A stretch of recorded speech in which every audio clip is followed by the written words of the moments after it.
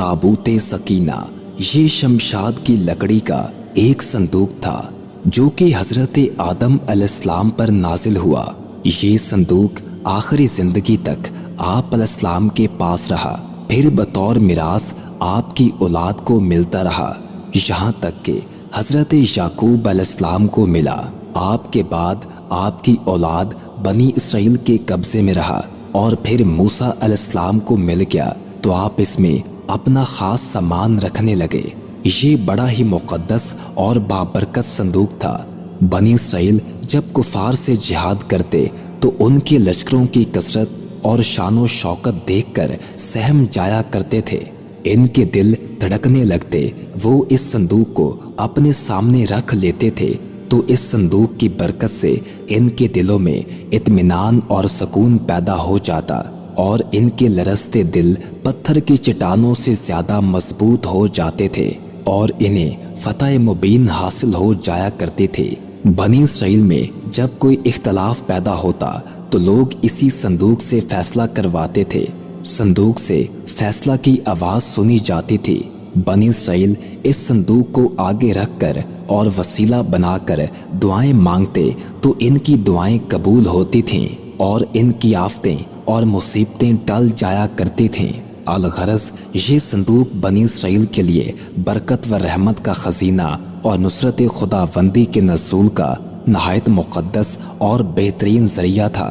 मगर जब बनी इसराइल तरह तरह के गुनाहों में मुलव्वस हो गए और इनमें सरकशी व उस्यान का दौरा हो गया तो इनकी बदआमालियों की वजह से इन पर खुदा का ये गज़ब नाजिल हुआ कि कौमी अमालिका के कुफार ने एक लश्कर के साथ इन पर हमला कर दिया।